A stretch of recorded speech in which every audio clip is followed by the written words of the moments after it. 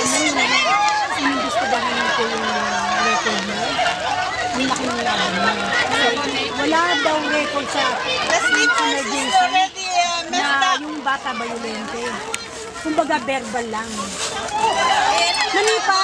Nanipa siya ng RN sa baba. Pero wala sa record. Wala. Hindi may record. Nagkwento sa amin dito sa bahay. Pinintang pa ako sa bahay. Nagtatrabaho siya sa mga complaint ng kwanto. Kaya doon ako naglakas loob.